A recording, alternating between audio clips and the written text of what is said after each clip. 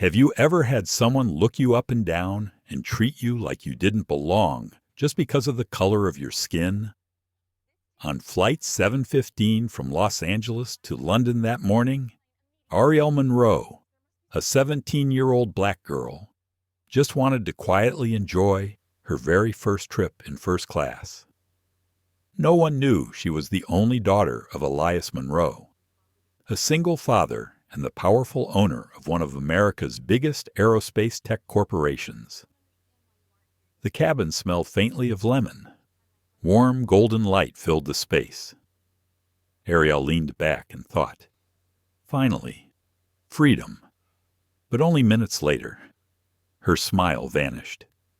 A flight attendant walked up, cold eyes, voice sharp as a knife. "Sweetheart," she said, "you must be in the wrong seat." What would you do if someone tried to kick you out of the seat you paid for, surrounded by judging eyes? Sometimes prejudice starts with just a tone or a single glance, but for Arielle, it would ignite a storm so powerful, it would bring an entire runway to a halt. So hit like, share, and subscribe. And join me as we dive into a story so real it feels like a movie, where one father turned his daughter's humiliation into a lesson for the whole world. They say that on long-haul flights, the cabin feels like a world apart, a pocket of sky, where every passenger carries their own private story. And on that quiet morning, filled with the faint scent of lemon, Arielle Monroe, a 17-year-old black girl, sat alone in first class, gazing out the round window. The sun was just beginning to rise, its glow reflecting off clouds that looked like soft cotton quilts. She thought to herself, freedom. For now. Arielle wasn't the loud or rebellious type.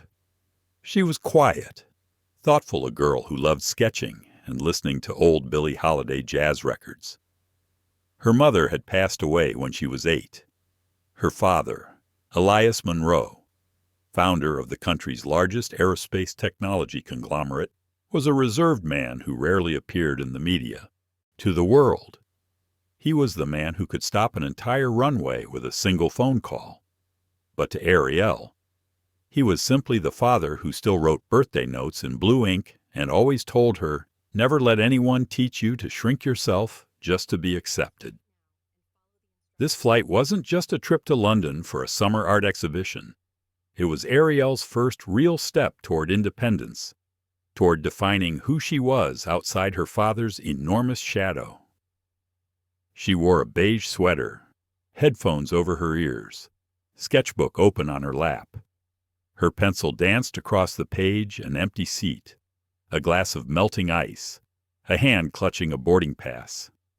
Everything felt calm, ordinary, like the soft prelude before a grand symphony begins. Then Brenda appeared, a flight attendant in her 40s, hair in a neat bun, bright red lipstick, eyes scanning the cabin like a barcode reader. Her gaze landed first on Arielle's skin, then slid to the boarding pass on the table. "Sweetheart," Brenda said, her tone just a bit too firm. "This is first class." Arielle looked up politely. "Yes, ma'am. I know." She handed over her ticket, first class, printed clearly. Name bold and unmistakable, Monroe. Arielle. But Brenda only gave a tight smile, her eyes still tinged with doubt. "Your parents must have bought this for you." "Huh?" she asked, sugar in her voice but salt underneath. No one in the cabin spoke, but a few glances darted her way. Arielle felt a chill crawl up her spine. She'd been here before, in stores, in classrooms, even at student art fairs. These were the paper cuts of discrimination, small, almost invisible, but repeated so often they start to bleed. She smiled faintly, keeping her composure. "Dad told me to choose wisdom over anger." It was the thread she held on to whenever the world tried to tear her spirit. But Brenda didn't stop. She began inspecting the ticket far more than necessary, asking where Arielle was going, why she was traveling alone. Each question scraped at her pride, a young girl trying her best to stay upright. "I'm heading to London for an art exhibition," Arielle replied softly, forcing a polite smile. "Oh, really?" Brenda said, her eyes filled with doubt rather than interest. And in that moment, Arielle realized something. There are people who don't need to know who you are. They only need to see the color of your skin to decide what you're worth. What Brenda didn't know, however, was that the young woman she was scrutinizing was the daughter of the man who owned the company that built the engines powering this very plane.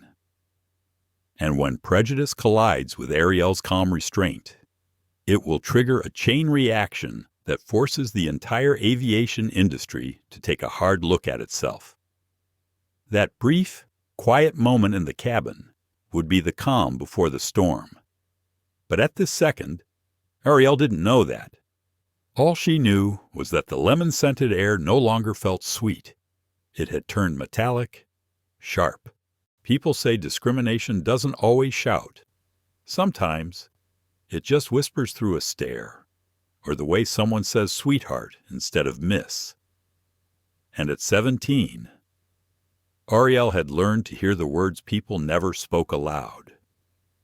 From the cockpit, the captain's voice crackled softly through the speakers. "Ladies and gentlemen, we'll be taking off in about 15 minutes. Arielle gently closed her sketchbook, gazed out the window, and felt a strange mix of pride and fear rising inside, as if she were standing at the threshold of something bigger than herself. To anyone looking at her right then, she was just a polite young black girl in a light sweater, headphones on, sitting quietly. But inside, a soul was preparing to stand up against history itself. Meanwhile, across the ocean, Elias Monroe sat in a glass-walled boardroom on the 42nd floor, watching the radar display of Flight 715. He didn't yet know that within minutes, a phone call from his daughter would stop every negotiation cold and transform him from a composed CEO into a father ready to shake an entire runway for the sake of justice. But that's a story for later. For now, in Seat 2B. Arielle took a deep breath and whispered to herself, "Don't meet anger with anger. Let wisdom do the heart's work." No one could have guessed that this seemingly small moment, a girl choosing calm over outrage, would become the spark that flipped the balance of power and made the whole world bow its head. If, in the first few minutes, the cabin air still carried that pleasant hint of lemon, it vanished soon after, as if someone had quietly turned off the soundtrack to a peaceful morning. When people say discrimination starts with the little things, they're not exaggerating. Sometimes it begins with a voice pitched just slightly too high, a smile that doesn't reach the eyes, or a stare that lingers longer than it should. And for Arielle Monroe, that morning became a string of paper cuts tiny, but stinging like salt on skin. Brenda, the flight attendant, in her crisp uniform, perfect bun, and glossy black shoes returned again, as though still unconvinced about the young girl in Seat 2B. "Sweetheart," she said, her lips curling into a half-smile, "I need to see your ticket again. Probably just a small mix-up." Arielle handed it over politely, her smile thin but gracious. The boarding pass was clear first class, Seat 2B. Brenda nodded but kept turning it over in her hand, as if searching for a hidden mistake. "To be honest, you just look awfully young," she said, "and traveling alone. Someone must have booked this for you. Right." It might have been harmless if the tone had carried concern instead of accusation, but Brenda's words landed like a charge being read out loud. "My dad booked it," Arielle replied calmly. "Oh, is that so?" Brenda drawled, stretching out every syllable. "And what does your father do for a living?" A man in the front row glanced back, curiosity and judgment mixed in his eyes. Arielle pressed her lips together, her heart racing. In that moment, she was no longer a first-class passenger. She was a situation to be verified. Brenda continued, "Is that your bag there?" In first class, carry-ons go in the overhead bins, not under your feet. Arielle looked at her small bag, just a sketchbook and a few pencils, and nodded. "Yes, ma'am. I'll put it up." She stood, but Brenda lifted a hand. "Let me help you." That help turned into a sharp tug. Brenda snatched the bag and shoved it hard into the bin above, like punctuation at the end of a power move. The passengers around them pretended not to notice, but everyone saw. Everyone heard. And that silence, to someone used to being the target, was louder than any insult. Arielle sat down, hands clasped together, her father's words echoing in her mind. Not everyone who treats you badly deserves your anger. Sometimes, you just have to watch and let them show the world who they really are. She looked up, smiled politely at Brenda. "Thank you," she said. That smile didn't tremble, didn't falter. It was her quiet reminder that no matter how someone tried to diminish her, she knew exactly who she was. Brenda smirked and walked away, only to return a few minutes later, this time holding a clipboard. "I'm sorry," she began, "but there seems to be a seat duplication. I need to verify seat 2B again. Could you wait a moment? Please." Arielle looked around. Half the cabin was still empty. "If there's a problem, couldn't you check the system?" she asked gently. Brenda paused. "You're a clever one, aren't you?" she said with a patronizing smile. But rules are rules, and that was the moment the paper cuts began to pile up. No yelling, no open confrontation, just a series of small actions, wrapped in procedure and policy, all aimed in one direction. Behind her, a passenger whispered to his companion, maybe she really did sit in the wrong place. A quiet comment, but loud enough for Arielle to hear. She took a deep breath, turning back to the window. The clouds were still white, the sky still blue, but inside that cabin, the air had grown heavy with doubt. Brenda finally walked off, and Arielle knew this wasn't over. A surge of emotion rose inside her: anger, shame, hurt all at once. But she thought of her father again. Those long evenings when the two of them would sit in his study, drawing together, and he'd say, "True justice doesn't need to shout. It just needs to stand still and let the truth speak for itself." She didn't know that only minutes later, those very words would come to life in a way no one could have imagined. As the doors of the aircraft began to close, Brenda returned one last time, this time with a male attendant by her side. "Sweetheart," she said, "I'm afraid there's been an internal error. You'll have to move to Economy Plus." The cabin froze. Arielle looked around. No one spoke up. She asked quietly, "What's the reason?" Brenda pursed her lips. "Internal issue. I'm not authorized to say. If you don't comply, I'll have to call security." Those words landed like a slap. Arielle rose to her feet. Her voice was calm but firm. "All right, but I won't let this go." She picked up her bag and walked out of the cabin. Each step down the jet bridge pounding like a heartbeat, every wound turning into resolve. When the airplane door shut behind her, she didn't cry. She pulled out her phone, dialed a number she knew by heart. "Dad," she said softly, "it happened." On the other end, Elias Monroe's voice was deep and composed, like the still surface of a lake before a storm. "I'm listening. Sweetheart." At that exact moment, the sky outside began to change color, and no one at the airport could have known that just a few hours later, Elias's private jet, the Thunderbird, would block an entire runway, forcing the world to listen to the truth of a 17-year-old girl who refused to be unseen. When Arielle stepped back into the cabin after the long verification, she thought it was finally over.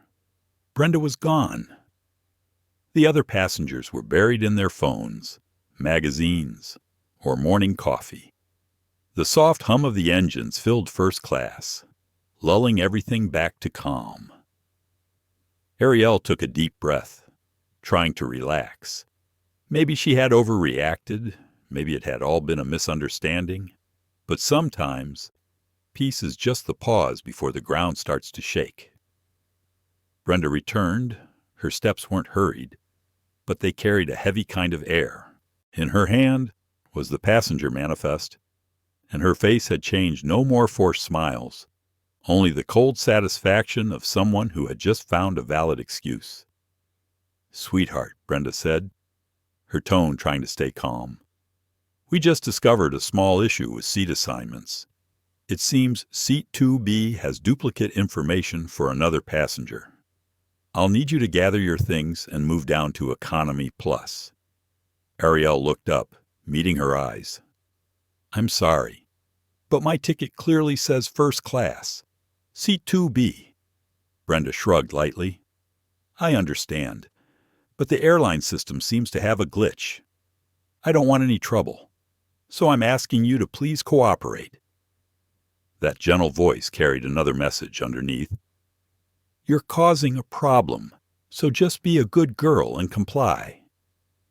Arielle stayed silent for a moment. She remembered her father's words. Never let them force you to choose between silence and dignity. She took a breath, keeping her tone steady. "I'm not moving, but I'm willing to speak with the captain or the gate supervisor if needed."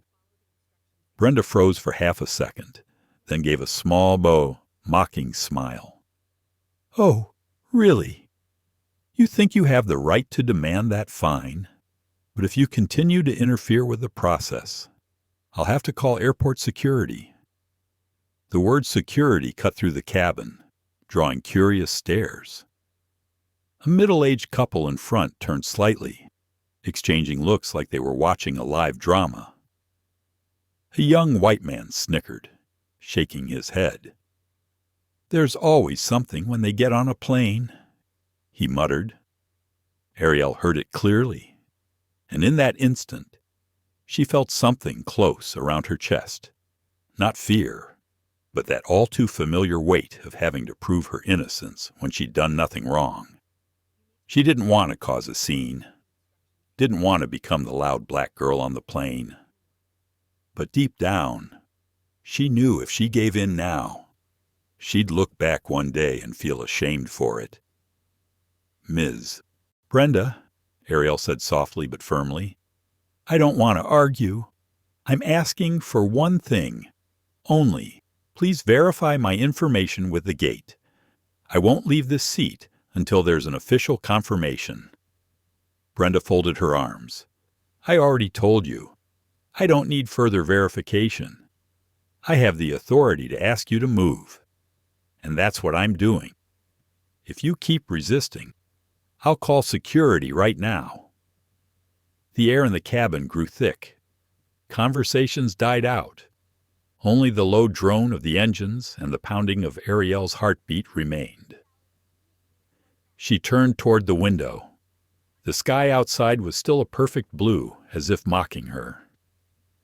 Then she looked back and said quietly, but clear enough for Brenda to hear, "You can call whoever you want, but you'll have to explain why you're treating me differently from everyone else."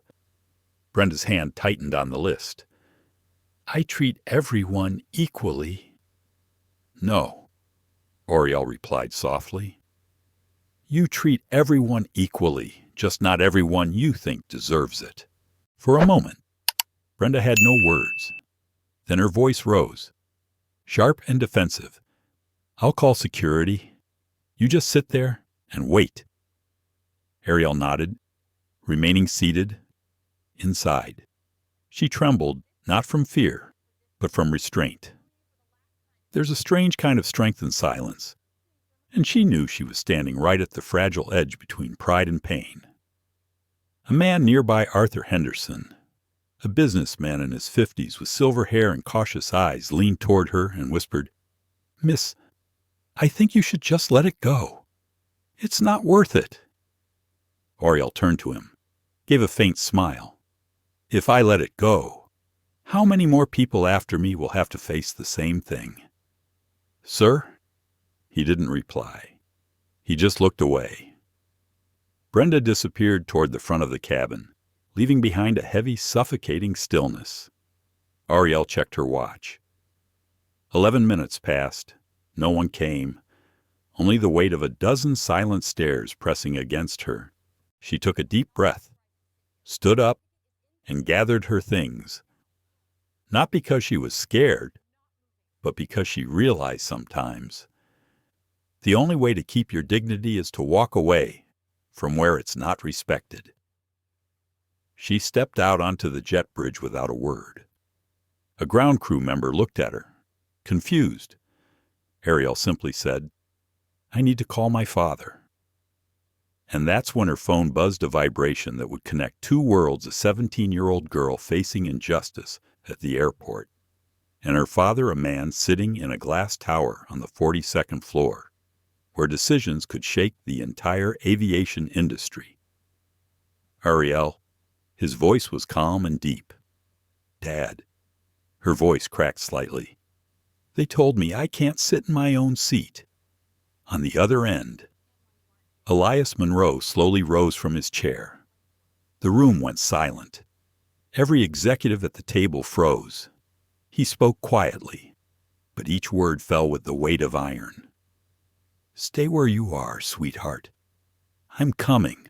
And in that moment, the small confrontation of a 17-year-old girl became the spark for a reckoning no one in the aviation world saw coming.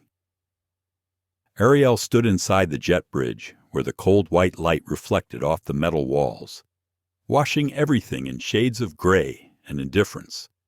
No more gentle hum of engines. No more faint lemon scent of first class. Here, there was only the chill of the air conditioning and the loneliness that came when the world quietly closed its doors behind you. She didn't cry, but her throat ached as if an invisible hand were tightening around it. A few passengers passed by, some with curiosity, some with pity, then moved on.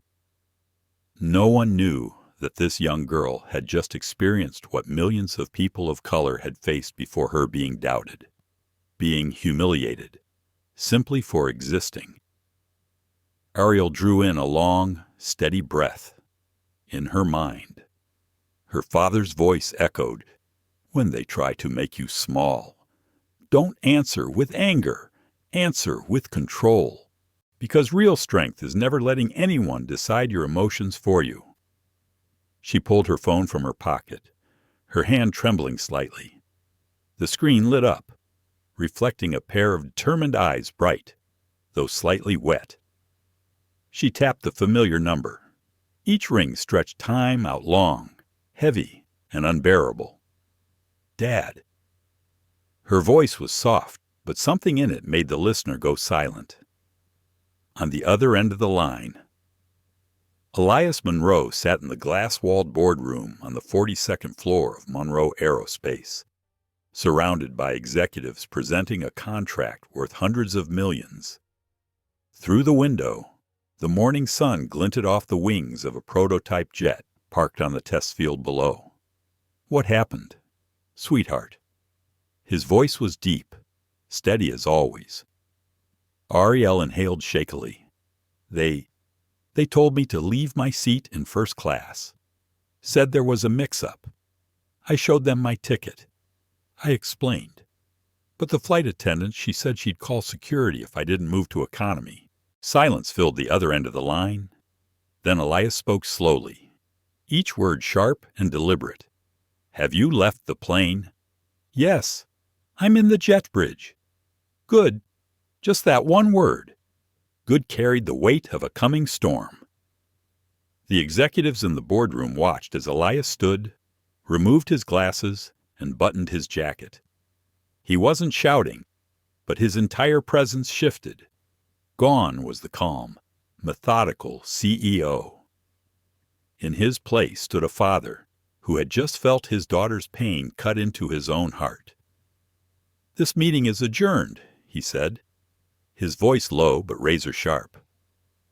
"There's something I need to handle." Elias strode out of the room and spoke into his phone. "Activate emergency flight protocol. Prep the Thunderbird. Destination LAX. I need to be on runway 9L in 45 minutes. His secretary stammered. Sir, the Thunderbird is under maintenance." "Not anymore. Call the tech crew. Everything else can wait." As he walked briskly, he dialed his legal counsel. "I want every racial discrimination complaint ever filed against that airline, internal and public, and contact the investment team. I need the parent company's full profile in 30 minutes. Meanwhile, back in the jet bridge, Arielle sat silently, phone still in hand, her heart pounding. She had no idea what her father was doing, only heard him say softly, "Stay right where you are. Don't move. I'll take care of the rest." That voice, calm, commanding, steadied her. For years, Elias Monroe had fought his battles with logic and restraint. But this time, it wasn't about business. It was about his daughter's dignity. A passing airport staff member noticed her. "Miss, are you all right?" he asked gently. Arielle smiled faintly. "I'm fine. My dad's on his way." The man smiled politely, probably thinking she meant it metaphorically, to comfort herself. He didn't know that her father was a man who could stop the entire airfield if he chose to. 40 minutes later, the Southern California sky rumbled with the smooth thunder of the Gulfstream G650, the Thunderbird, Elias Monroe's private jet. His pilot had received emergency clearance to land. Runway 9L was ordered shut down for 10 minutes due to technical inspection. In the airport's control tower, no one yet understood what was happening, but in that private jet, Elias Monroe sat in silence, focused, composed like a panther before the strike precise, quiet, unstoppable. Back in the jet bridge, Arielle sat on a cold metal bench. She opened her sketchbook, her hand shaking slightly, and began to draw a small airplane blocking a runway. She didn't know why she drew it, only that something powerful was building inside her. Then her phone vibrated. "Turn on your camera," Elias said. Arielle obeyed. His face appeared on screen calm, cold, but his eyes still warm. "I'm here now," he said quietly. "All you have to do is breathe. I'll handle the rest." Through the lens, she saw it, her father's jet. Thunderbird, gliding through the mist, landing lights flashing against the fog. It looked like a scene from a movie, but this was real. And Arielle realized what was about to happen wasn't just a father protecting his child. It was a warning to a system too comfortable with its own cruelty. In that moment, she understood something profound. Sometimes, walking away from the plane isn't retreat. It's the spark that makes the whole sky stop. "Dad," she whispered through the phone, "people are going to think you're overreacting." Elias gave a faint, knowing smile. "No, sweetheart. I'm teaching them what fairness looks like." At that moment, father and daughter, one in the jet bridge, one stepping out of a private aircraft, stood as symbols of two generations the young, choosing wisdom over anger, and the old, choosing action over words. No one could have predicted what would happen next, but within minutes, as Thunderbird came to a halt across runway 9L, the internet would explode with a single question: who just blocked the takeoff of Flight 715? And the answer would make millions of people see the truth they'd ignored for far too long. As Thunderbird lifted off from Monroe Aerospace's private airfield, the California sky began to change color. calm and blue on the surface, but hiding a storm gathering beneath. Elias Monroe sat in silence inside the jet, eyes fixed on the white clouds beyond the small window, as though calculating every move ahead. He didn't shout. He didn't slam a fist on the table. He didn't let anger take the controls. But anyone who had ever worked with him knew one truth when Elias was silent. That was when he was most dangerous. Through the phone, Arielle could still hear the hum of the engines. She asked softly, "Dad, what are you doing?" His voice came calm, almost chilling. "I'm just teaching them that sometimes. Justice doesn't come from a courtroom. It comes from the very runway they think they own." That was the moment the calm father became the hunter. Elias wasn't reacting with emotion. He was reacting with structure, with the power he had built over a lifetime to ensure no one could ever do this to another young woman again. He turned to his assistant seated behind him. "Contact Chief Pilot James Porter.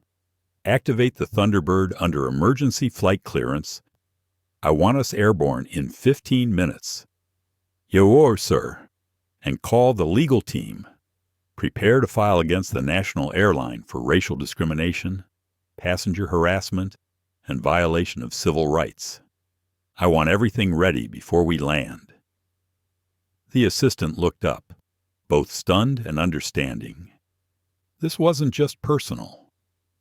For Elias, it was a chance to expose an entire system. "One more thing," Elias added. "Get Eclipse and Northstone Investment on the line. I want full data on the parent company's stock. We'll start acquiring shares the moment the market opens tomorrow." The assistant hesitated. "Sir, you mean to take them over?" Elias gave a faint nod. "No one humiliates my daughter or anyone else in the sky my company helped them reach." If anyone outside had heard that sentence, they might have called it a declaration of war. Inside the cabin, the Monroe Group emergency task team sprang to life. Phones buzzed, screens lit up.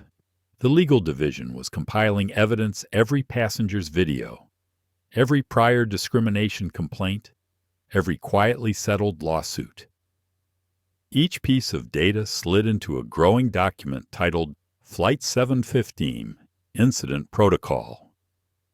Elias opened his laptop and entered his password. Charts of corporate ownership appeared. His eyes locked on one familiar name.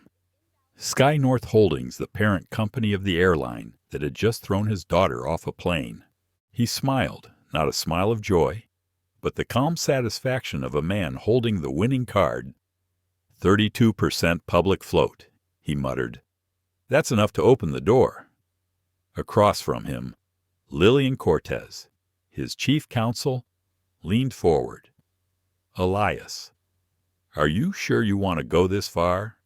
We can force a public apology, fire everyone involved. The lawsuit alone could break them." He looked up, eyes clear and unwavering. An apology only matters when it comes from someone capable of shame. "I want to change the system that made them think this was normal." Lillian nodded slowly.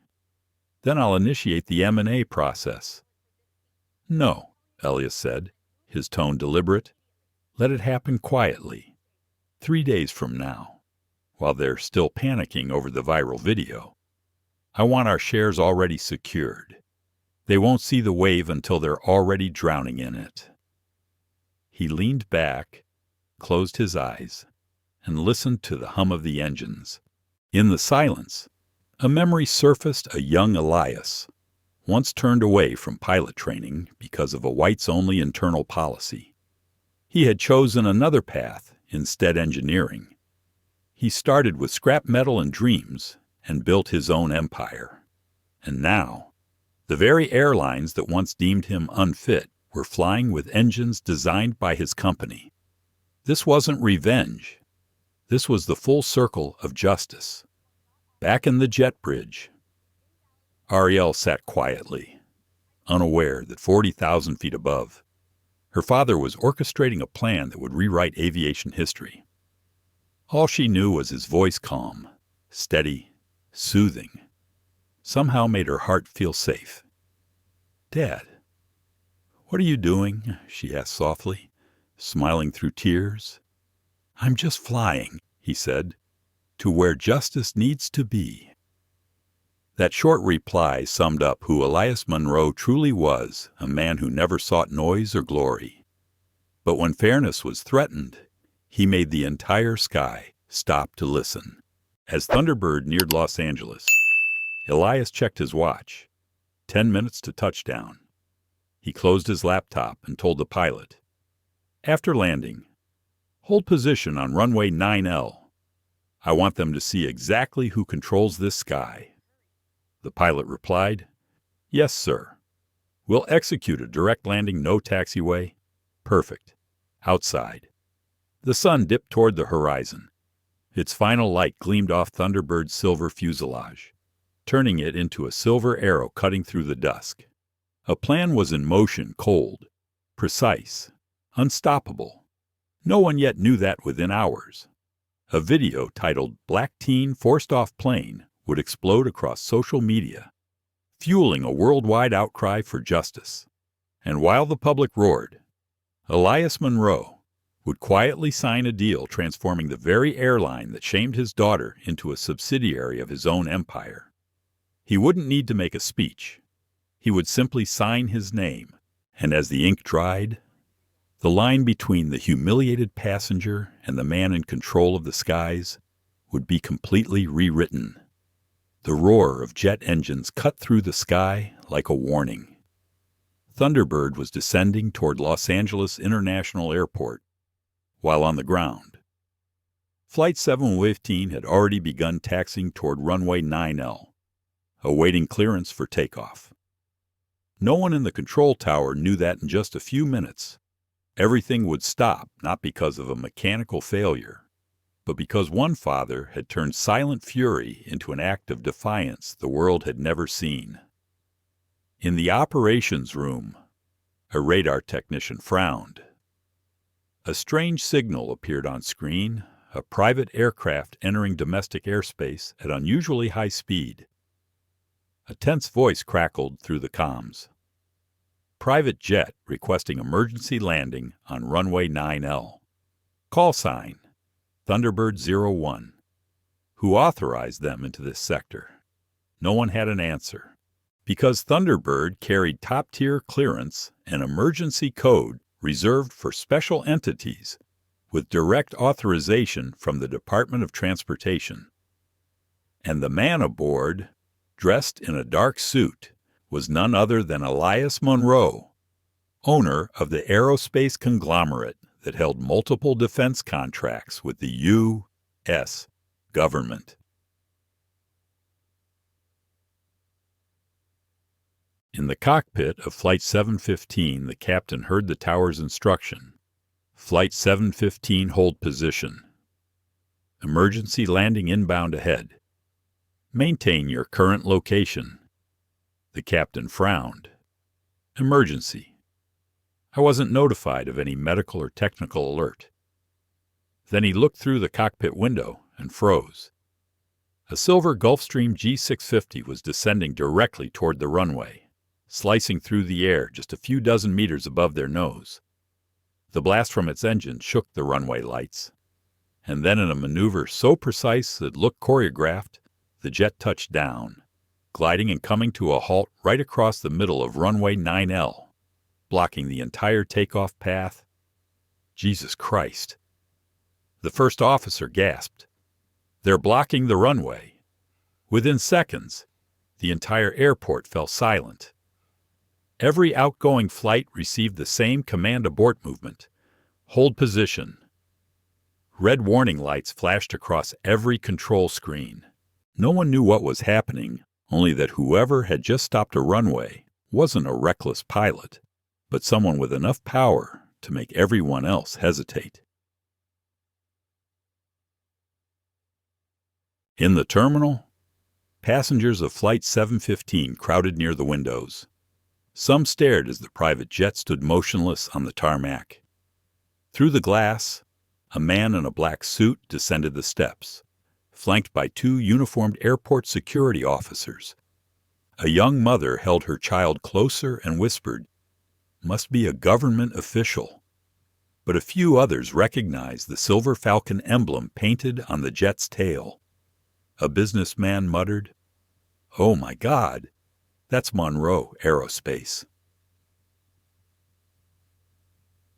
Back in the jet bridge, Arielle sat still. Her phone vibrated softly in her palm. "Do you see what's outside the window?" her father's voice asked through the phone. She turned, and her heart nearly stopped. There it was, Thunderbird, gleaming silver under the setting sun, standing firm across the runway, lights blazing against the asphalt.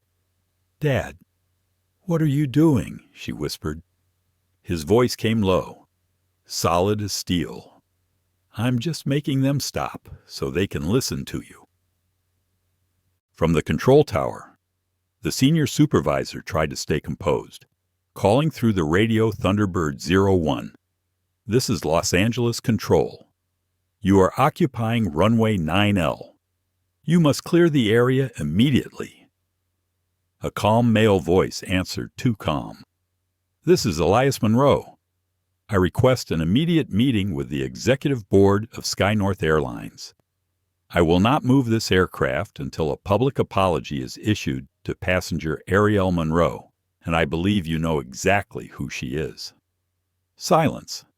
The entire operations room froze. That name Elias Monroe struck like a thunderclap. Just hours earlier, they had received an internal memo. SkyNorth Holdings was finalizing a multi-billion-dollar engine contract with Monroe Aerospace. "Dear God," the airport manager whispered, "he's just blocked our runway." On the security monitors, every camera captured the impossible. A luxury private jet standing motionless across an international runway, its headlights glaring straight into the nose of Flight 715. The airline crew stood inside the cockpit, shading their eyes from the reflection on the glass. Stunned into silence, Arielle could only stare. She had always known her father was powerful, but she had never imagined he'd do something like this. Not out of pride, not out of revenge, but for her, "Dad, aren't you afraid they'll charge you with something?" she asked quietly. Elias gave a faint laugh. "Cool as winter air. They can call it whatever they want. I call it a circuit break stopping a system that keeps running on injustice." Wentend. In the passenger area, rumors spread like wildfire. People began filming, live streaming. What's going on at runway 9L? Minutes later, the first clip hit social media private jet blocks. Entire runway, LAX locked down. The camera zoomed in. The Monroe Aerospace logo gleamed in perfect focus. And just like that, as the sun dipped behind the hills, the entire internet caught fire. But deep inside SkyNorth Holdings' executive suite, the mood was far from confusion. It was panic. Because this wasn't just a furious father on a power trip. Elias Monroe was the investor they'd been courting for months. And now, he'd turned their silence into a public indictment. Their own inaction became his proof.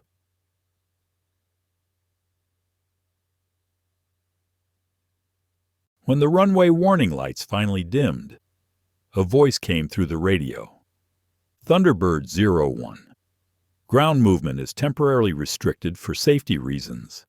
The operations team is coordinating your request." Elias replied simply, "I'll wait. Tell them to come out." He stood at the top of the jet stairs, the wind tugging at his suit jacket. Beneath him stretched the largest runway in America, silent, motionless, a monument to power, brought to a halt by justice born of a father's love. From the terminal, Arielle watched, a storm of emotions rising inside her.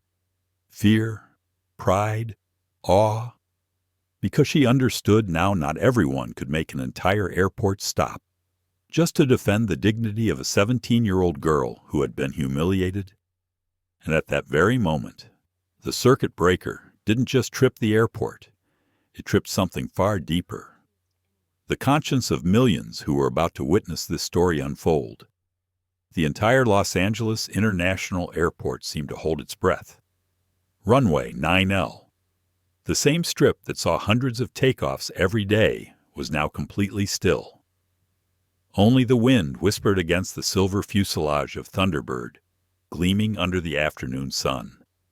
No one could quite believe what they were seeing. Someone had done the unthinkable. A man had stopped an international airport to demand justice for a black teenage girl. Then the cabin door opened, and out stepped Elias Monroe, charcoal gray suit, simple silk tie, calm face, eyes burning like twin flames. He brought no bodyguards. Only 2 operations officers followed, each holding folders and phones. He didn't walk like a man in rage. He walked like a man who had already decided what justice would look like.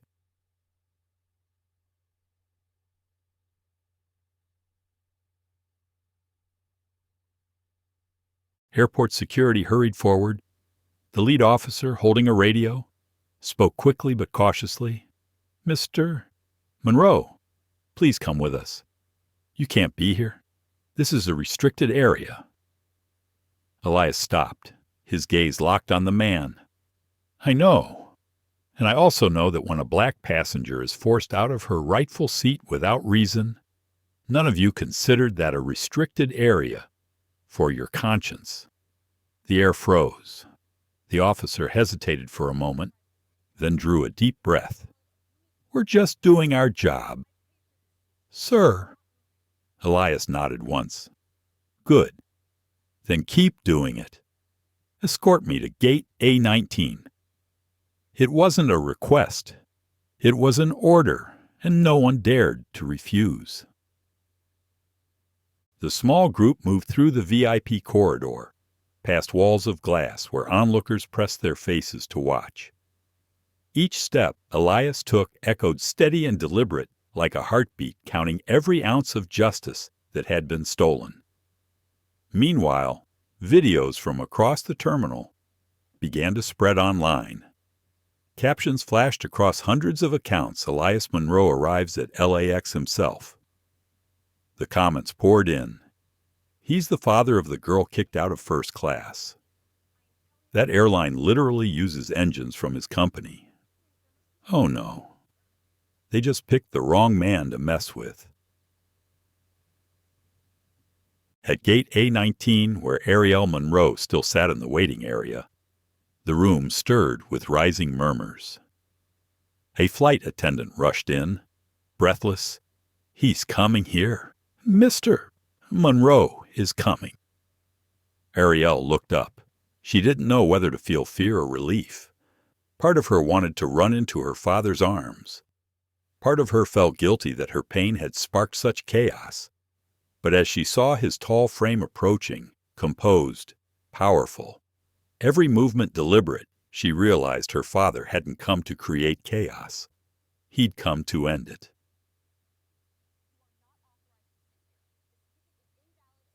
Elias stopped in the center of the terminal, where dozens of staff and passengers had gathered.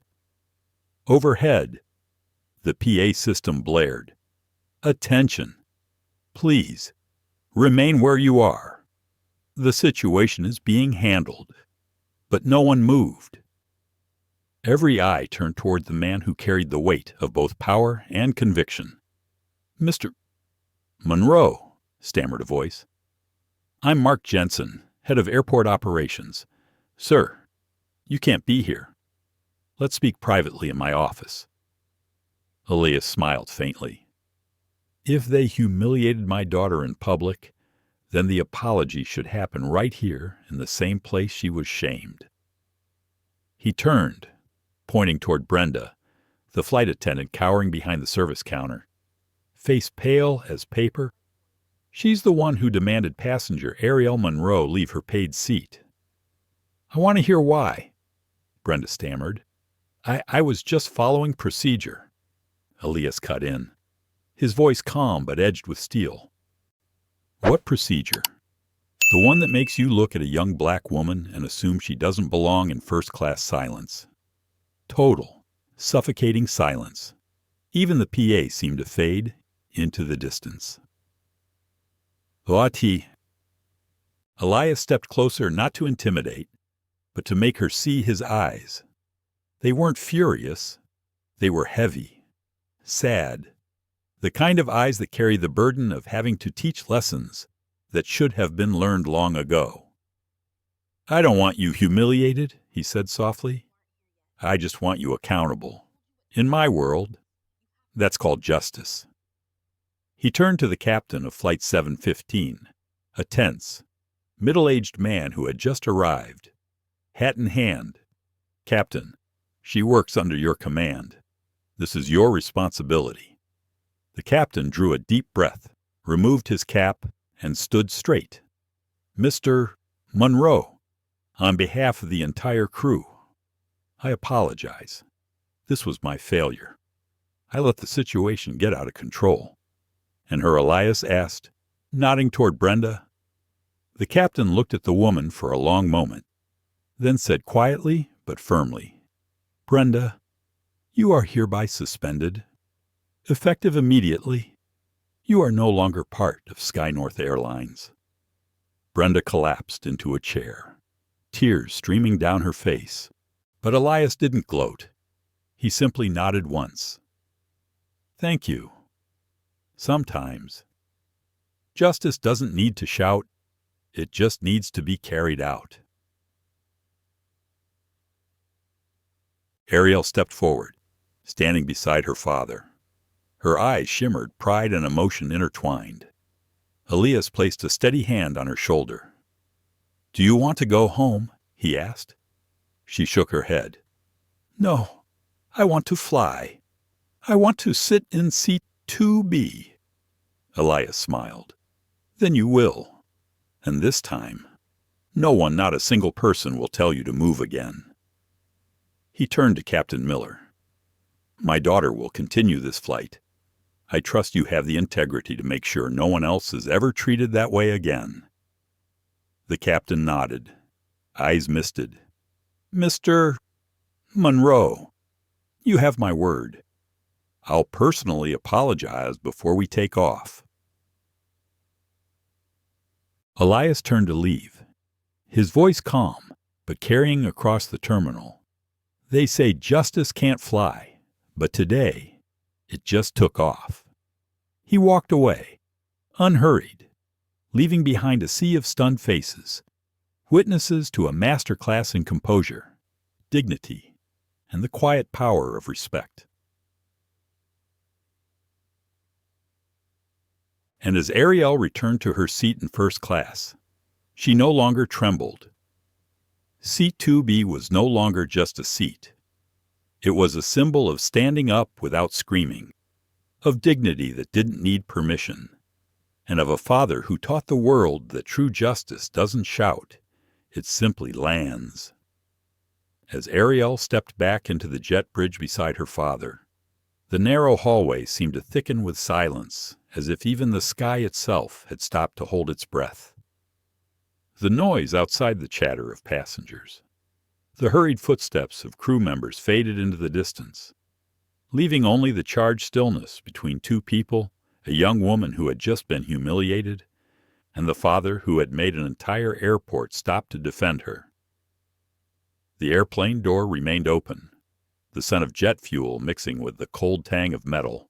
White light spilled down the corridor, painting sharp lines across Elias Monroe's face, no longer the poised businessman from boardrooms and summits, but a father standing before the weight of a wrong his daughter had been forced to bear for an entire system. Across from him stood Brenda, the flight attendant, who had once carried herself with procedural confidence. Now, she pressed her back against the wall, clutching her notepad as if it were a shield. Beside her, Captain Miller, summoned to handle the confrontation, wore the look of a man caught between duty and shame.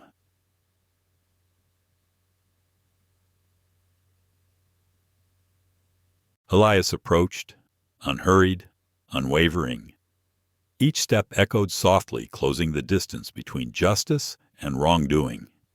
He stopped a few feet away, eyes locked on Brenda, not with anger, but with the steady clarity of someone who no longer wished to hear excuses. "Do you remember the young woman you told to leave her seat?" he asked. His tone was even, but each word fell heavy, like iron. Brenda lowered her gaze, voice trembling. I was just following procedure. Sir, there was an issue with the passenger list, and I, Elias, cut her off. No, you weren't following procedure. You were following prejudice. He let the words hang in the air. If it had been a blonde girl in a white dress, would you have checked her ticket 3 times? Would you have sent her to economy just because of a suspicion you couldn't explain? Brenda said nothing. Her face went pale, her lips pressed tight. Behind Elias, Arielle clasped her hands together. She looked at the woman who had made her feel out of place in a seat she had every right to occupy, and instead of triumph, she felt only emptiness. Elias turned to Captain Miller. Captain, do you know what's worse than making a mistake? Miller's reply came quiet but firm. Ignoring it, sir. Elias nodded. Correct. I don't need anyone punished to soothe my anger. I just want to see responsibility real, direct, honest. Miller removed his cap, took a long breath, and stepped forward. His voice wavered, but his words didn't. Brenda, I'm sorry you were left to handle this alone, but I can't defend what happened today. As captain, I take full responsibility for this flight, and I hereby suspend you from duty effective immediately. The word struck like a gavel. Silence followed. Brenda lifted her head, tears spilling as her voice broke. Captain, I didn't mean to. I didn't. Elias's tone softened. I believe you didn't mean to, but in this world, one person's "I didn't mean to" can become a lifetime wound for someone else. Brenda bowed her head, crying quietly. Then, one same, was he... Captain Miller turned toward Elias, his expression solemn. Mr. Monroe, on behalf of Sky North Airlines, I apologize not because of who your daughter is, but because she's a person, and we forgot that simple truth. Arielle's eyes welled. She didn't need anyone to kneel. She just needed someone to acknowledge that what happened was real. Elias studied the captain for a moment, then nodded. Thank you. I respect how you face this. That's what separates a leader from someone who just manages. He turned to his daughter, resting a steady hand on her shoulder. You've done your part. Now let them do theirs. Brenda wept silently, and for the first time since leaving Boston, Arielle felt something lift from her chest. Not because Brenda had been dismissed, but because justice had finally been spoken, out loud, without hesitation or excuses. Elias glanced around the jet bridge, where a few airline staff stood frozen, watching from a distance. His voice carried clearly through the narrow space. Justice isn't just the court's business. It begins with how we treat people when we think no one's watching. A long pause. Then he exhaled, turning back to the captain. Thank you, Captain Miller. I believe my work here is done. The captain straightened, eyes steady. No, sir. Ours is just beginning. The words hung in the air, a quiet vow, not only to Elias and Arielle, but to everyone who witnessed it. This mistake would not be another forgotten story. Arielle looked at her father, gratitude shining through her tears. He smiled faintly and whispered, "You see, sometimes the greatest thing we can do is stand still and let the truth speak for itself." Oh, and so, in that narrow bridge suspended between two worlds, justice and prejudice, a father and daughter stood together and watched accountability take form. There was no applause, no flash of cameras, only silence, the rare, sacred silence that follows when justice is finally done with grace. When the chaos finally began to fade, the air inside the jet bridge still carried the metallic chill of fuel and steel.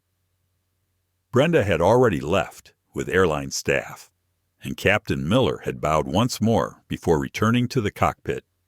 Now, only Elias Monroe and Arielle remained father and daughter, standing in a narrow space still heavy with the weight of justice freshly served. Elias looked at his daughter and said quietly, "We could board Thunderbird, fly private faster, safer. I don't want you sitting here again, in the place that hurt you." Arielle lifted her eyes. They were calm now, deeper, older somehow. She had cried, but the tears had long since dried. Her voice came soft but steady. "Dad, thank you. But I'm going to stay, right here in my seat." Elias tilted his head slightly, a silent question in his eyes. Arielle answered, her voice trembling only a little, but filled with quiet conviction. "Because if I leave, they'll think they were right, that I don't belong here, but I do. Seat 2B is mine, just like it's anyone's who paid for it. I don't want to fly because of your power, Dad. I want to fly because I have the right to be respected." A long, still silence filled the bridge. Elias studied his daughter for a moment, sadness flickering in his eyes, then slowly, a gentle smile curved his lips.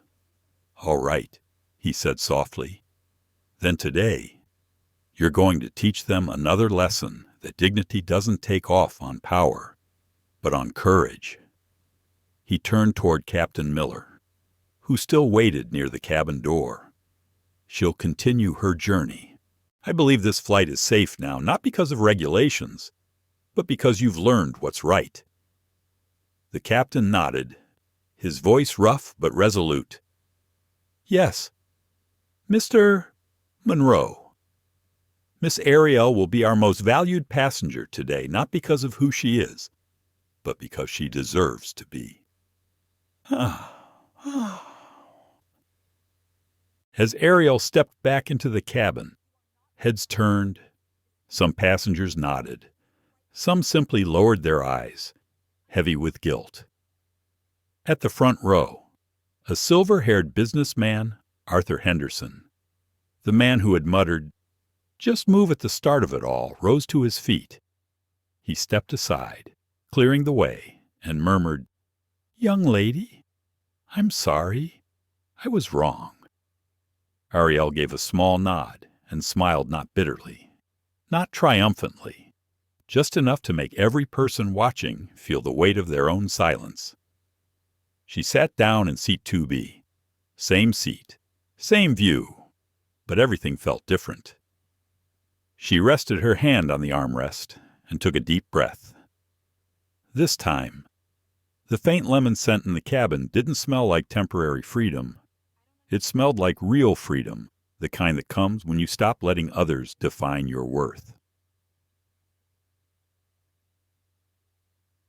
Captain Miller stepped into the aisle, lifted the intercom, and spoke, "Ladies and gentlemen, I apologize for the delay and for what has just occurred.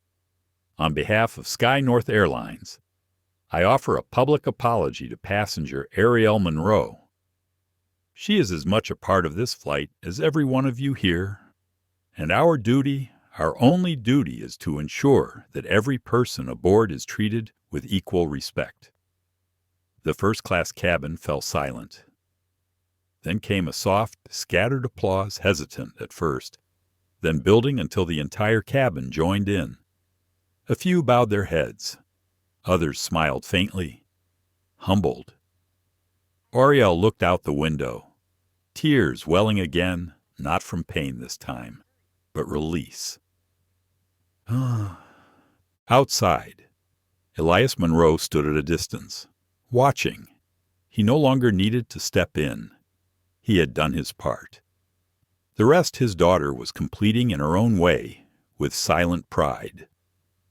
As the door sealed shut and the engines began to hum again, Captain Miller's voice came through the cabin. "Ladies and gentlemen, we're ready for takeoff. Thank you for your patience, and thank you for staying to witness what was right." Arielle closed her eyes as the jet rumbled down the runway. She knew millions of people outside were already watching the video, a moment her father never intended to go viral, yet one that had already become a symbol of dignity and quiet resistance. But in that instant, she wasn't thinking about social media, or justice, or the world. She was thinking of one simple truth. She was flying on her rightful ticket, under her own name. As the plane lifted into the amber sky, sunlight spilled across her face. She whispered softly, "Dad, I'm flying." And far below, Thunderbird remained parked, its silver body glowing gold under the fading sun. Elias watched the Boeing rise into the clouds and murmured, "Fly, my girl. Fly in a way that makes the world stop and see you." It wasn't the end of an incident. It was the beginning of a message that some battles don't require wealth or power, only the courage to stay seated where you rightfully belong in a world that keeps trying to push you away. And so, that small act, sitting back down in seat 2B, became a declaration that echoed far beyond the runway. I belong here. When Flight 715 finally lifted off from Los Angeles toward London, it felt like the story had closed in relief. Arielle Monroe sat quietly in seat 2B, watching the sky outside burn orange against the glass. But on the ground, a storm had only just begun, and this time, no one could stop it from spreading. Just hours after takeoff, a short, shaky clip surfaced on social media filmed by an anonymous passenger. It showed a young black girl being told to leave her seat, followed by the arrival of a powerful father at the airport. At first, it was only 12 seconds long. The caption read, "She was sitting in the seat she paid for, and they told her to move." Then came the shares, thousands of them, each one adding the same haunting line.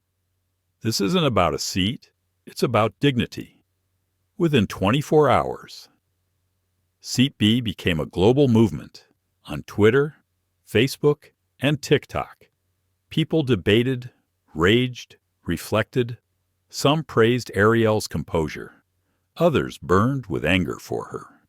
And many couldn't believe that, in a major American airline, discrimination that blatant could still happen in 2025. Those who knew the name Elias Monroe understood one thing. This was not a story that would fade in a few days.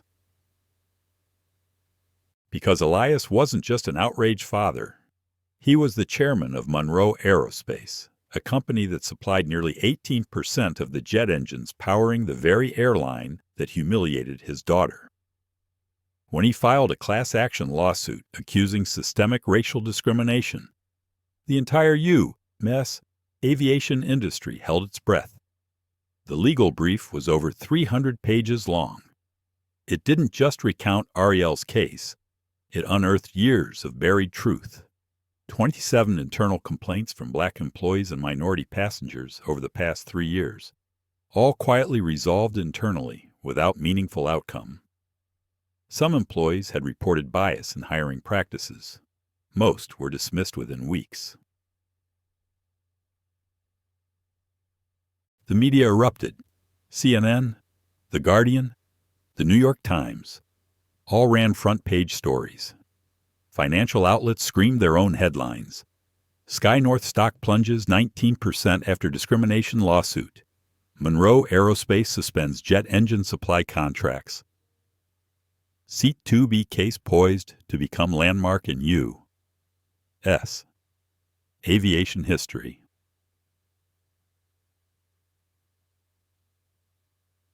Through it all, Elias stayed silent. No press conferences, no interviews. Only one brief statement from Monroe Group appeared online. We believe justice doesn't need to be shouted. It only needs to be carried out. Meanwhile, Brenda, the flight attendant who once thought it was just a misunderstanding, became the lightning rod of public outrage. Though the airline withheld her name, the internet didn't. Her photo appeared across forums, flooded with harsh commentary. Sky North eventually confirmed she was no longer employed, but for Brenda, the door to aviation had quietly closed forever. A local paper called it a social sentence, but to Elias, that wasn't justice. In a closed meeting with his legal team, he said she was only the drop that spilled the cup. I don't want to burn anyone. I want them to see how long the water's been poisoned. The quote leaked, and within hours, it became another wildfire, one that didn't burn people, but burned indifference. Behind the scenes, Sky North's legal department discovered something else. Monroe Aerospace had quietly revoked maintenance licenses for all Skycore engines powering more than 60% of the airline's fleet. No court ruling was needed. With a single internal order, Elias had forced the airline to the negotiation table. On the fifth day after the incident, Sky North's CEO appeared on national television, face drawn tight. We deeply apologize for what happened to Miss Arielle Monroe. The airline is reviewing all passenger handling, training, and hiring protocols. This incident does not reflect our company's values, but to the public, it was too late. They had already chosen a side, and their side was with the 17-year-old girl who had simply refused to give up her seat. In London, Arielle stayed quiet. She avoided the news, declined interviews. She sent her father a single text, "Dad, I don't want anyone to lose their job. I just don't want anyone to be treated the way I was." Elias stared at that message longer than he had ever studied a legal brief. He told his assistant to cancel the upcoming press conference. Instead, he issued a new statement. Justice should not be built on someone else's ruin. It should be the bridge that leads to change. Still, the wave didn't stop. Airlines across the country began quietly reviewing their own internal policies, fearing a domino effect. A coalition of civil rights lawyers filed a petition urging the FAA to open an industry-wide investigation into discriminatory treatment of minority passengers. Brenda vanished from the public eye, but her story began appearing in diversity and inclusion training courses across the nation. Some condemned her, others sympathized, recognizing that unconscious privilege was the silent root of prejudice. In a private debrief, Elias told his advisors justice can't be a one-sided victory. If we only make them afraid, they'll just learn to hide. But if we make them understand, they'll change. A month later, Sky North's stock still hadn't recovered. But other airlines had begun implementing a new system, the Passenger Equity Review, an initiative to audit passenger experience through real-world bias testing, developed in partnership with Monroe Group. And somewhere, high above the skies of England, Arielle Monroe was flying again. This time, no one looked at her like she was in the wrong place. This time, They looked at her as the girl who made an entire industry look in the mirror and finally see itself. The media storm seemed to have passed, but for Elias Monroe, it was only the overture. After public outrage sent Sky North Airlines spiraling and forced its CEO into public scrutiny, Elias didn't stop. He never believed in surface repairs. He knew that true change required striking at the structure of power, the very one that had allowed his daughter to be told to leave C2B that day. Wow. From his 52nd floor office at Monroe Aerospace, Elias gazed out over a city flickering with lights. On the screen before him, his financial advisors tracked the plunging stock chart of Sky North Holdings, the parent company of Sky North Airlines. Red numbers slid downward, 1% at a time. Elias said nothing. Then, softly, "It's time to buy."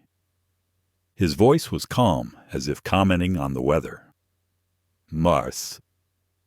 Over the next 4 weeks, through a network of shell corporations and discrete investment funds, Monroe Group began quietly acquiring shares. Each purchase was small, subtle, scattered and visible to the untrained eye. But the pieces were forming a pattern. By the 5th week, the man once seen merely as the furious father of a discriminated girl had become the largest shareholder of Sky North Holdings. The news broke on a Monday morning. CNBC opened its broadcast with a single line: Elias Monroe, founder of Monroe Aerospace, now holds a 21.4% stake in Sky North Holdings, officially becoming its controlling shareholder. The aviation world erupted. Wall Street called it the quietest takeover with the loudest echo of the decade. Within hours, Sky North's CEO, William Halpern, the same man who had once called it an administrative mishap, resigned for personal reasons. Inside the company, everyone knew the truth. Elias didn't want him there. The board meeting that followed was silent. Elias didn't raise his voice. He didn't threaten anyone. He simply said one line, and the entire room fell still. No one here is losing their job for making a mistake. You're losing it because you refused to learn from one.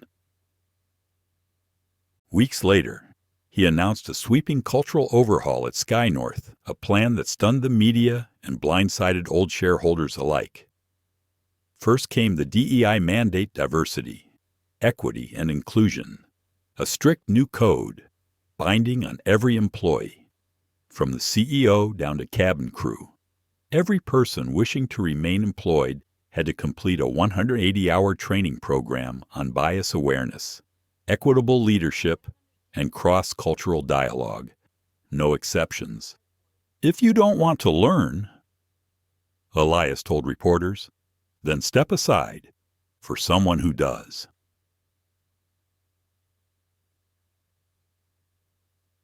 Next, he unveiled the Arielle Scholarship Program named for his daughter. It offered full scholarships for aspiring Black, Latinx, and minority youth seeking careers in aviation as pilots, aerospace engineers, or operations leaders. You can't have a fair sky, Elias said, if the cockpit doesn't reflect the diversity of the passengers. Within weeks, top universities, MIT, Embry-Riddle, Purdue joined the initiative. Hundreds of students applied in the first month alone. But what made headlines across America wasn't the policy, it was the philosophy behind it. Elias banned performative PR campaigns. No slogans, no glossy posters. Instead, every department was required to publish a quarterly equity report, a real, public account of one situation where an employee had faced bias or witnessed it, and how they responded. No more mottos on walls, only actions in everyday life. At a press conference in New York, a journalist asked bluntly, "Mr. Monroe, don't you think you've gone too far? Isn't this retaliation?" Elias looked directly into the camera, eyes calm.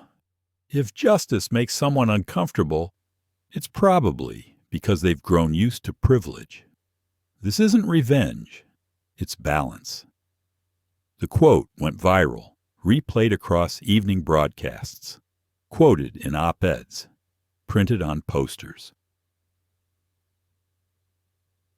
Meanwhile, Arielle remained silent.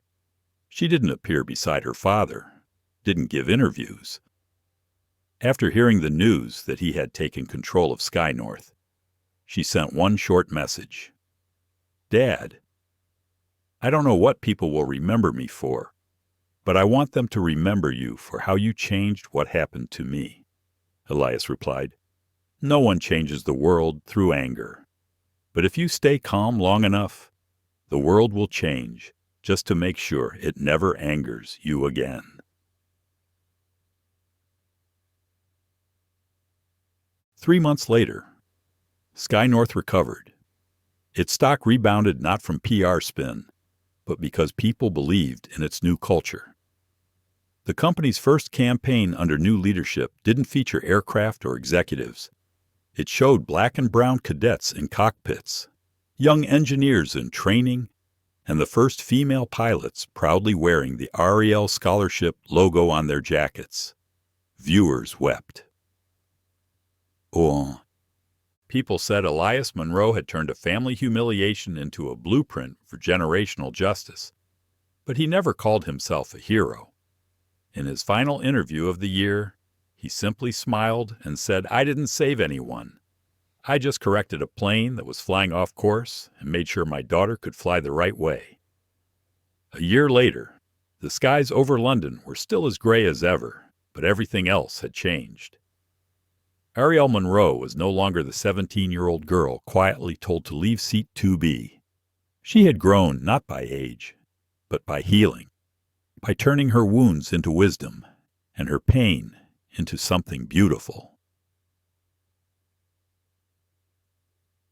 When Sky North Airlines reopened its Los Angeles-London route, they invited her to join the flight not as a passenger, but as an honored guest. A small silver plaque was attached to seat 2B. It read, "Reserved for Ms. Arielle Monroe," the seat of dignity. The first-class cabin was quieter than usual that day. No chatter, no heavy breaths. When Arielle stepped in, the entire crew stood at attention. The captain bowed slightly. There were no cameras, no stage, no press, only a quiet, reverent respect.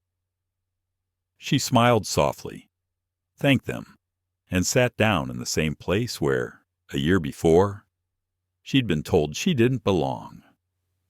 Her hand brushed the armrest. Her eyes glowed with calm. Not because she was being honored, but because she had earned peace the right way.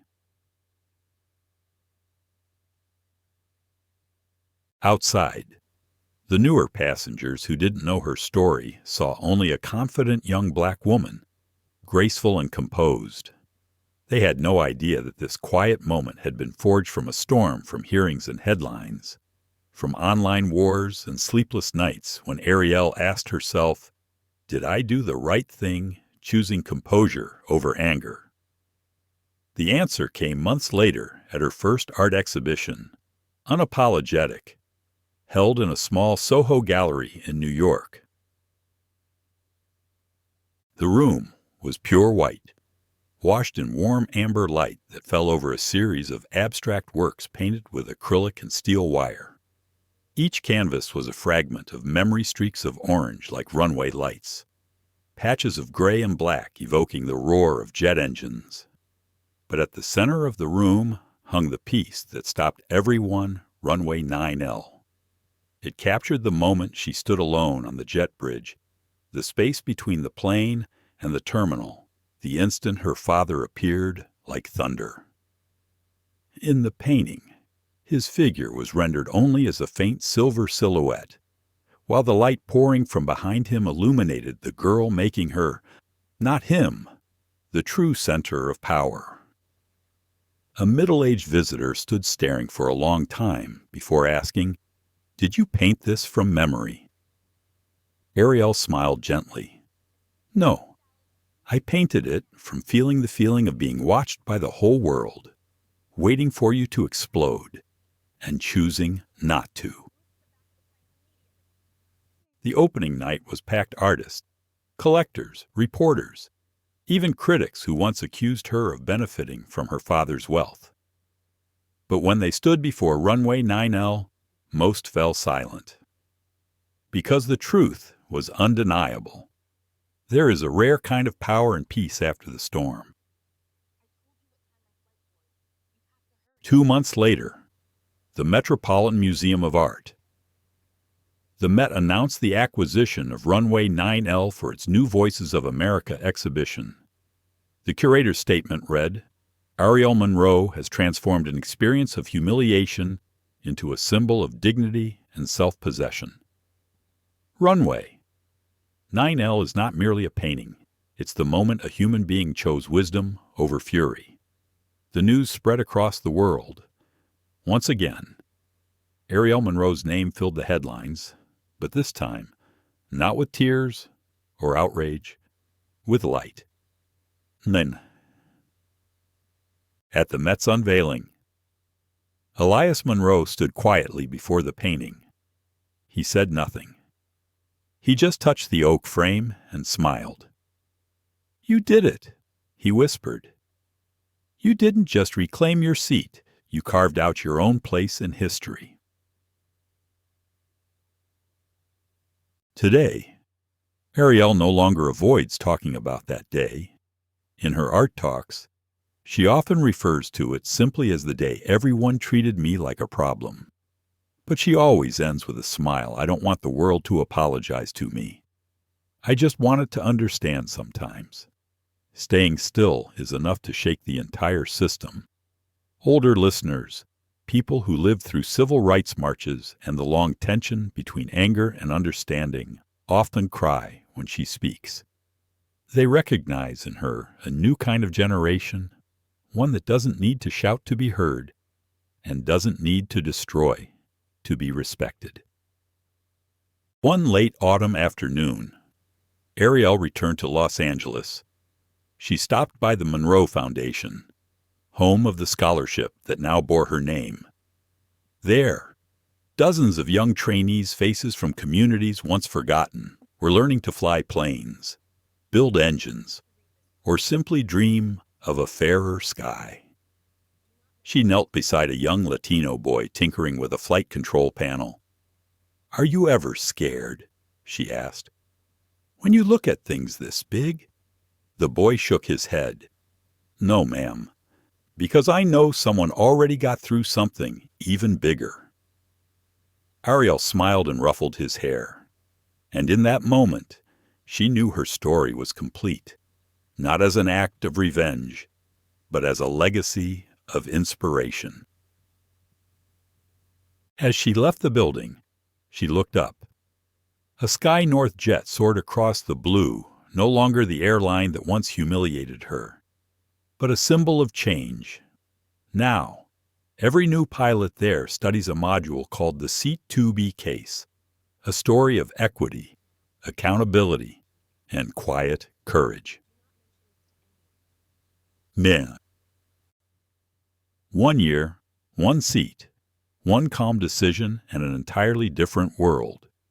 It was a warm summer evening. The Unapologetic exhibition had just closed, and the name Arielle Monroe was now circulating through art circles as a symbol of quiet strength. The gallery was almost empty when a man walked in slow steps, a hint of hesitation in his gait. No one paid him much attention. An ordinary face, an aging suit, hair silvered at the temples. But to Arielle, who had just looked up from her signing table, that face was hauntingly familiar. The man was Arthur Henderson, the passenger from that flight a year ago. The man whose casual words had carved themselves into her memory. Just move! The phrase was light as air, yet heavy enough to crush her spirit, to make her feel small, erased, like an obstacle in a space that wasn't meant for her. Arthur stood there for a long moment, holding the exhibition catalog, silent. Then he walked up and spoke quietly. "Miss Monroe, I'm not sure you remember me." Arielle met his eyes, steady and unflinching. "I remember," she said calmly. "You were in seat 2A. Arthur nodded. Under the soft golden light of the gallery, the remorse on his face said more than words ever could. "Notre shiny ra inchi." After the lawsuit, after the corporate reckoning that reshaped Sky North Holdings, many people had drawn their own lessons. But for Arthur, it wasn't so simple. He was one of the first people the internet called out when the video went viral, not because he had insulted Arielle, but because he had stayed silent. And when he did speak, he chose the wrong words. "If she just moves, this will all be over." He had told the flight attendant, trying to ease the tension, a single line, but in that moment, it made him the face of complacency. He lost a major contract. His own board asked him to step down from the company he had founded.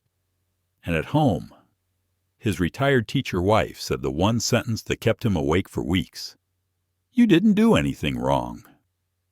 Arthur, but you didn't do anything right either.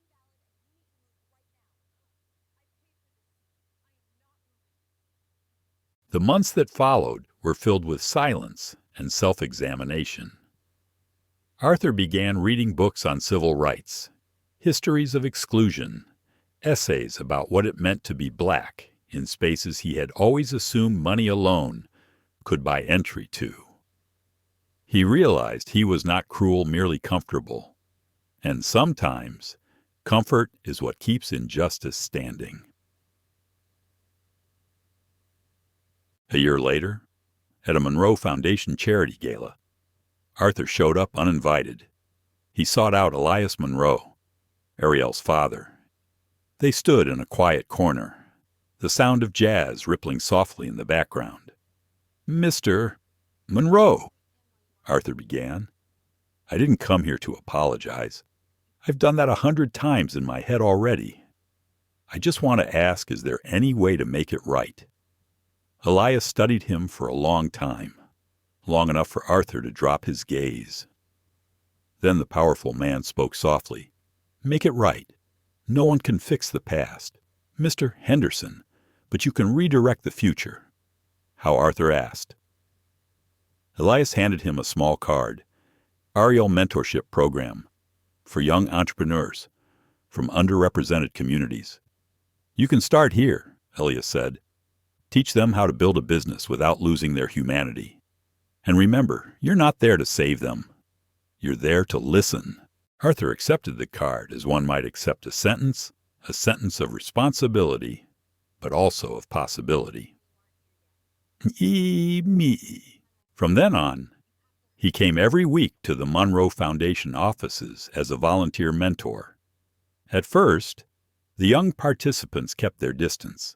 To them, Arthur was everything the system had once looked like: a middle-class white man, polished, privileged, part of the machine that made their lives harder. But Arthur never tried to defend himself. He didn't over-explain or preach. He listened, took notes, reviewed business plans, fine-tuned investment pitches, and helped them navigate finance, never imposing, never assuming. Gradually, the room changed. During the final mentoring session of the year, a young African-American woman told him, "You're not like the others. You don't talk about what's wrong with us. You ask what we need to succeed." Arthur smiled. "That's because I've learned something.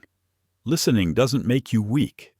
It makes you strong enough to relearn what you once got wrong."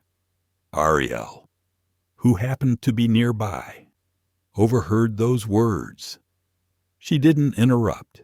She just nodded quietly when their eyes met and for a brief second, the distance between seat 2A and 2B disappeared.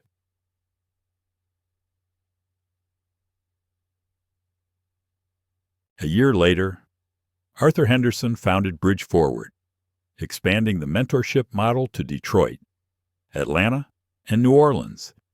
He funded it entirely with the profits from his former company, not out of guilt, but out of belief.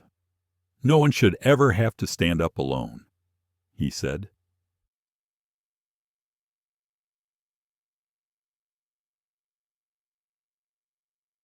In an interview with NPR, the host asked Mr. Henderson, "Some critics say your change came too late. What do you say to that?" Arthur replied, "Late is better than never. And if anyone was ever hurt by my silence, I hope they know I've learned to use my voice to lift others up." In the back of the studio that day, Elias Monroe sat quietly, listening. He didn't step forward. He just smiled. Meanwhile, in London, as Arielle prepared for her next exhibition, she received the interview link. After watching it, she posted one simple line on social media: "Redemption doesn't always need an apology. Sometimes it just means you don't look away again." And so, two people once seated side by side, separated by one sentence and one glance, now shared a single purpose: to turn human shame into human connection. Their story spread slowly this time, not with hashtags or outrage, but with the steady heartbeat of a society learning how to feel again.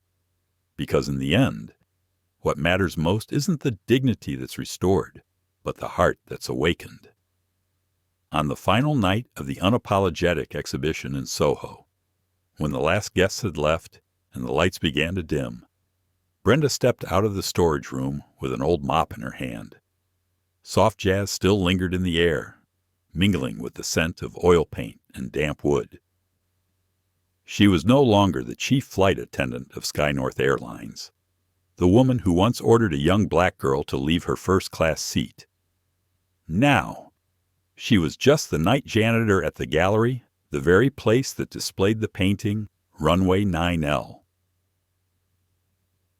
Over the past year, Brenda's life had veered in directions she could never have imagined. After the incident, she was fired. Her name went viral. Every job application vanished into silence. Her husband, already distant, eventually left too, leaving her alone in a small apartment on the outskirts of Brooklyn. At first, when she started cleaning offices and galleries, she told herself, "It's just temporary." But month after month, temporary became routine, and routine became destiny. Ding, in needs. Autodanition, Yojun. Each night, when the gallery staff went home, Brenda was the last to arrive. She always began mopping from the farthest corner of the room, careful not to look toward the center where Runway 9L hung.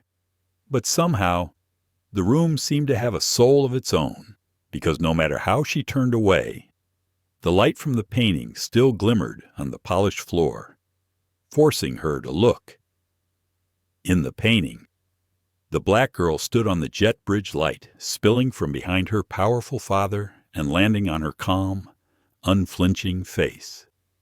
Brenda could not look at it without remembering that day her own voice sharp, cold, commanding, the way she had looked at Arielle as if she were someone who didn't belong there.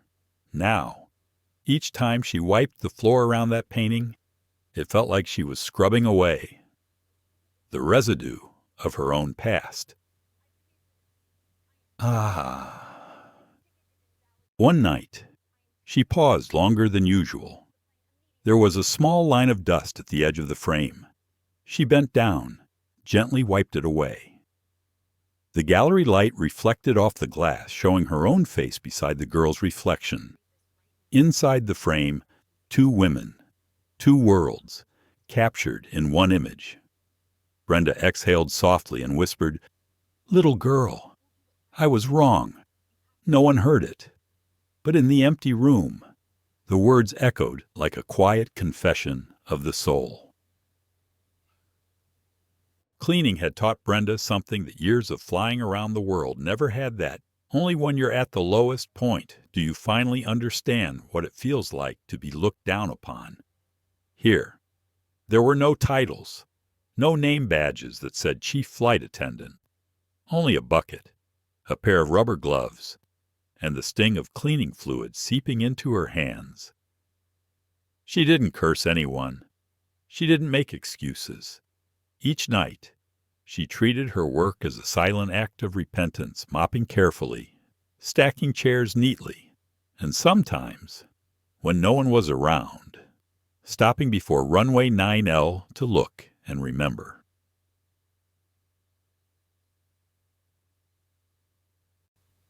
One afternoon, a school group came to visit. Brenda hid quietly behind the door, listening as the tour guide spoke. "This painting represents pride and self-possession. The girl once was told to leave her seat, but now the world must stop and look at her." A small boy asked, "What happened to the person who told her to leave?" The guide hesitated, then replied, "She disappeared. But maybe she's learning how to be human again."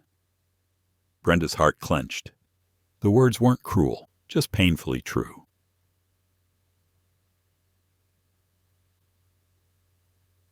Sometimes Arielle Monroe herself visited the gallery. She had no idea Brenda worked there, because the older woman always kept to the shadows.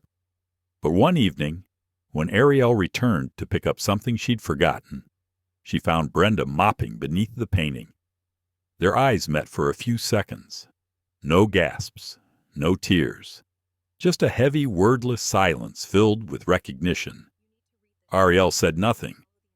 She only nodded once in greeting, and in that small gesture, Brenda saw something she never dared to hope for: forgiveness. Not through words, but through the simple fact that Arielle didn't turn away. From that night on, Brenda stopped hiding. She began cleaning the Runway 9L section first, each shift dusting the frame, adjusting the lights, caring for it with an attention that bordered on reverence. Perhaps, to her, the painting was no longer just art. It was both her sentence and her salvation. As she worked, memories surfaced: the passengers she'd judged, the moments she'd snapped at others for not meeting standards, the times she justified cruelty as just following policy. Now she understood sometimes. What feels right to those in power is exactly what betrays the conscience.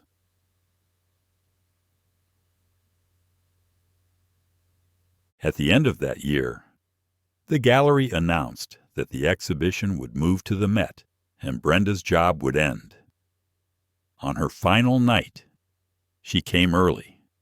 The room was empty, the painting covered by a white cloth, ready for transport. She laid her hand gently on the fabric and whispered, "Thank you for letting me stay close to you. Because of that, I no longer have to run from myself." When she stepped outside, a soft rain had begun to fall, washing the dust from the streets, as if the sky itself was cleansing what had long clung to her spirit.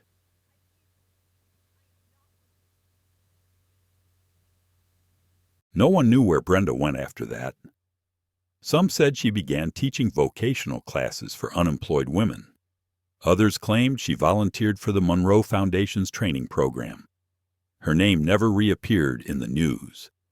But in every retelling of Runway 9L, people could sense an invisible presence, the shadow of a woman who had once been wrong, and then found the courage to learn how to be right.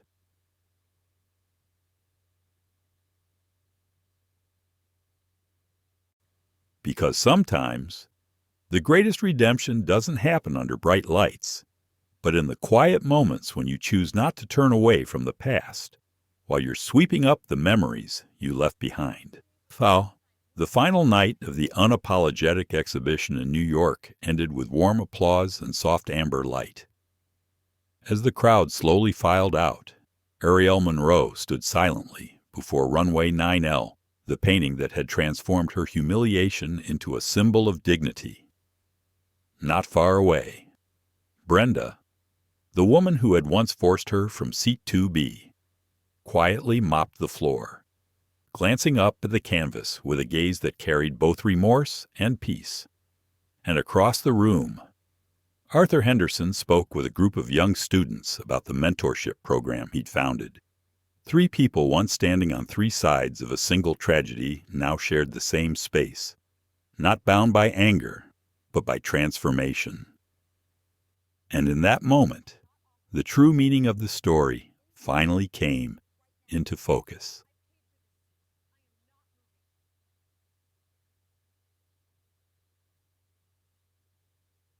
At first, everyone thought this was a tale of punishment, that those who inflicted pain would pay, and those who were scorned would rise again with power in hand. But look closer, and you'll see seat 2B was never a place for revenge. It was a seat for awakening. Attendant, Elias Monroe, the father who once used his influence to halt an entire runway, could have turned the incident into a legal triumph, a public reckoning. But he chose a different path, to use power not to bring others down, but to build something better. He restructured an airline, created scholarships, and changed how Sky North hired. For Elias, justice wasn't about removing someone from a seat. It was about creating more seats for those who had never been invited to sit at the table. That's the difference between punishment and transformation, a narrow line that he crossed not with rage, but with wisdom. Meanwhile, Arielle chose the path of art, a quieter, but no less powerful road. At 18, she turned a moment of humiliation into creative energy. Every brushstroke on Runway 9L wasn't an accusation. It was the birth of inner freedom. She didn't try to prove herself right. She simply built a space so beautiful that the world had no choice but to stop and listen. Her calm defiance made millions reflect.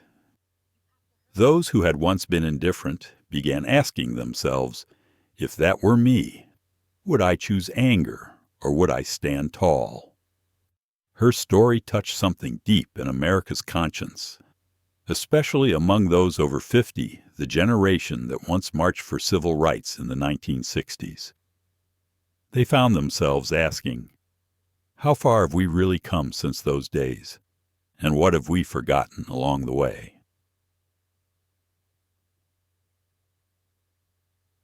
Then there was Arthur Henderson, the man who once uttered 2 simple words, just move, and spent a year learning what moving truly meant.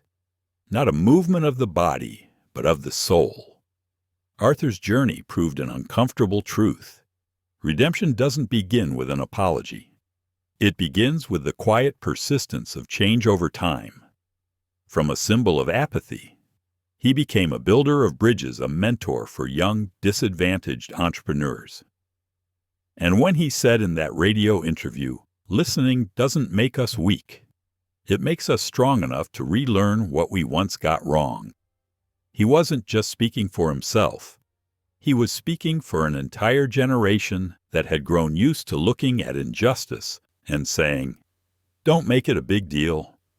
Arthur became the bridge between 2 worlds, those who did nothing wrong, and those who finally understood that doing nothing is sometimes the greatest wrong of all.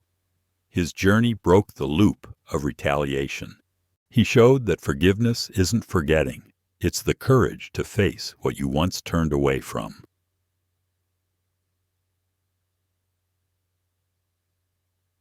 And finally, Brenda, the last image of the story, quiet beneath the fading lights of the gallery. From the lowest place in life, she became a living testament to human consequence, not destruction, but recognition. If the story had ended with her losing her job, it would have been a tragedy. But by placing her inside the very space that held her artistic sentence, wiping the dust beneath Runway 9L each night, her journey became something far deeper, an act of awakening. No one punished her, her conscience did, and that was more powerful than any court could ever decree.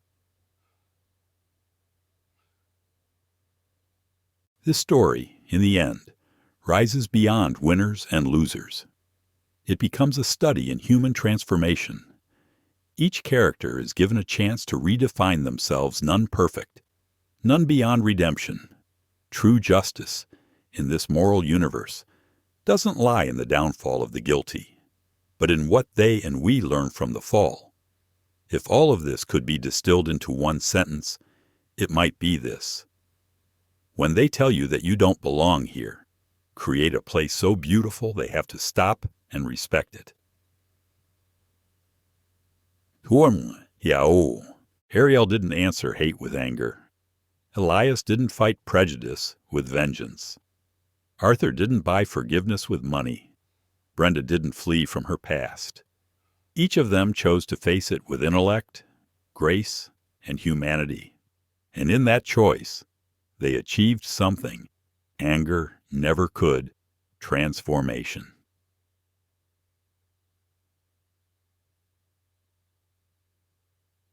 To older Americans, this story isn't just about a flight or a single act of racial bias.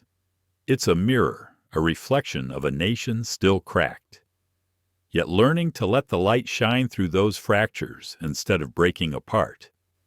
Because in the end, what defines us isn't that we fall into injustice, but how we rise after being told we don't belong in the place we've rightfully earned. And perhaps, someday, if Arielle Monroe walks through an airport again, glancing out the window at the runway lights of 9L, she will smile not because she won, but because she knows the world learned something from a single, ordinary seat. Seat 2B. The story, black teen, was told to get off the plane. Moments later, her black single dad's jet blocks the runway isn't just a tale of reversed power. It's a profound lesson on how people can choose wisdom over anger. When we're humiliated, our first instinct is to fight back, to lash out. But Elias Monroe and his daughter Arielle chose a different path. They responded with dignity, intelligence, and purpose. And that calm, that unshakable grace made the whole world stop and look inward. The message couldn't be clearer. When someone tells you you don't belong here, don't argue back with words. Build something so beautiful, the world has no choice but to respect you. Because justice isn't only about punishment, it's about transformation. A father used his power to open doors for others. A daughter turned humiliation into legacy through art. And a man who once stood by in silence learned to see humanity with compassion. That's how real change happens from the inside out, through self-respect and empathy. So if this story stirred something in you, a spark of understanding, a moment of hope, a belief that the world can still get better, then please like, share, and subscribe. Let's keep telling stories that heal, stories where wisdom and humanity triumph over prejudice and power. Thank you for watching to the end. You are the reason stories like this continue to be told.